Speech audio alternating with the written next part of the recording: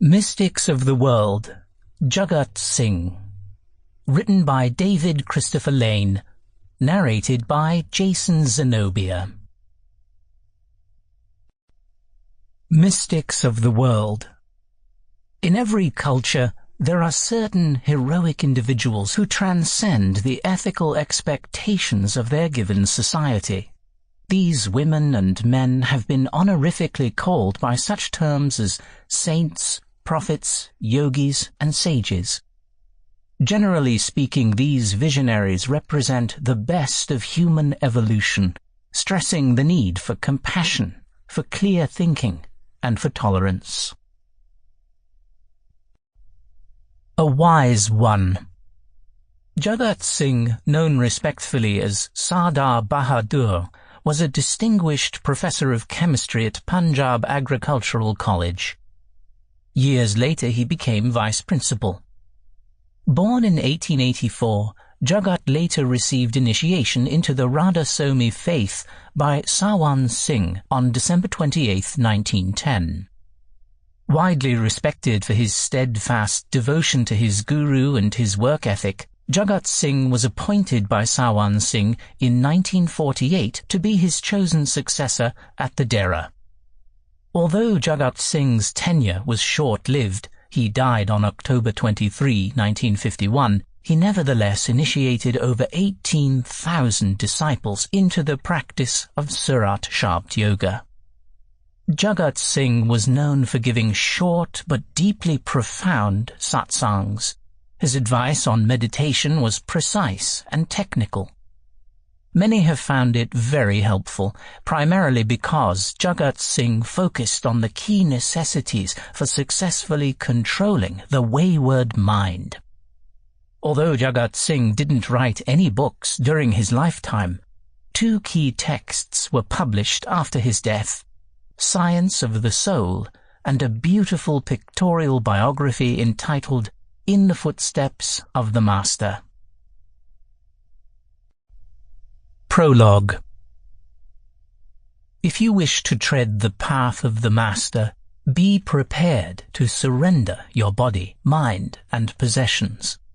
Still your desires, give up attachment, and be prepared to suffer taunts and ridicules. If you cannot bring yourself up to these ideals, you can hardly expect to succeed.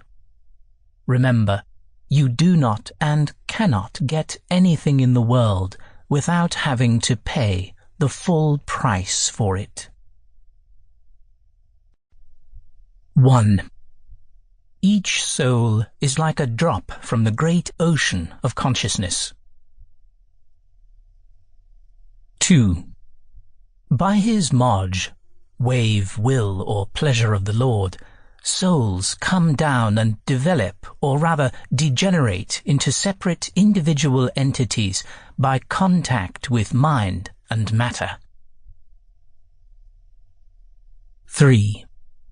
Then, after contacting a master and by following his instructions, they realize their spiritual heritage, work their way up according to his directions, and return to their original home whence they had come, and, in time, get merged again into that ocean. 4. We have first of all to concentrate at the eye center between the two eyebrows and repeat the 5 holy names at least 2 hours every day, if not more. 5. Thus we withdraw our consciousness, which now pervades the entire body, up to the eye center. Here, at this center, we contact the region which is ruled by Jat Niranjan, catch the next higher shabd, and reach Trikuti, or the top of the mental region, i.e. the region of Karan, or causal mind. 6. From this region, we pass on to the 3rd stage, where the soul is free from the 3 covers, physical, astral, and causal, and, being rid of those dragging chains, is strongly impelled onwards and reaches the fourth region, or the stage called Sohang in Sant Mat, and to which you have referred. 7.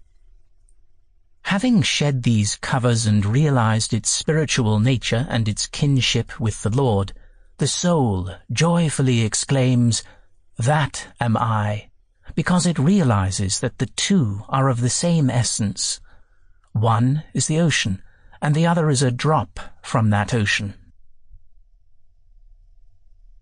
8.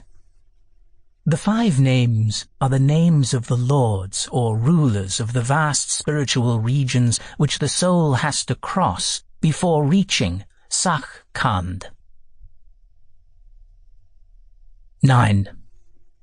Simran, or repetition of these names as directed, brings in concentration, but it is shabd which will draw you up and take you from one region to another, right up to Sakh Khand.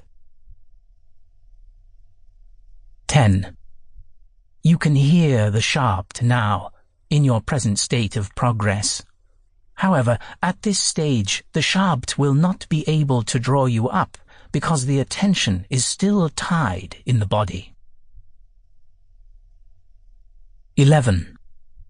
When you sit for repetition, you should try to keep the body in one posture for 2 hours, and while repeating the 5 holy names, fix your attention in the eye center. Take care that your mind does not do anything else. 12. If you continue this for some time, then, by degrees, the currents of the mind and the soul will leave the lower extremities of the body and will begin to collect in the eye center. 13. There is a window within you which opens towards the Lord. To open it is as easy as to open any window of your house. 14. Keep watch over your mind and do not allow it to generate any thought. It should occupy itself only with repetition at that time. 15. Thus, as your attention slowly withdraws, you will become unconscious of the body. You will be conscious within, and your mind will be repeating the 5 names. 16. When you have completed your time of repetition, then sit on your feet in the prescribed posture and hear the sound for half an hour. Listen to whatever sound you can get. 17. It is a labor of years, but there is no reason either for despair or impatience. Let things happen as they do naturally. You cannot hustle the power within. 18. Therefore, do not miss bhajan and simran. You have already witnessed the catastrophic happenings in the world around, and as for the future, who knows? 19. The only wealth that can accompany us is our bhajan and simran. Even the body we nurture night and day will have to be left behind. Nothing here is ours. 20. Only 2 things belong to us, Sat Guru and Nam. But for these 2 things we have little love. Whether the mind likes it or not, you must give full time to spiritual practice regularly and without fail. 21. At the time of meditation, try and make your mind motionless and hold the form of the Master in your eye center. Gradually, the mind will give way and become still. 22. This is not a day's job. It calls for the labor of years. Epilogue.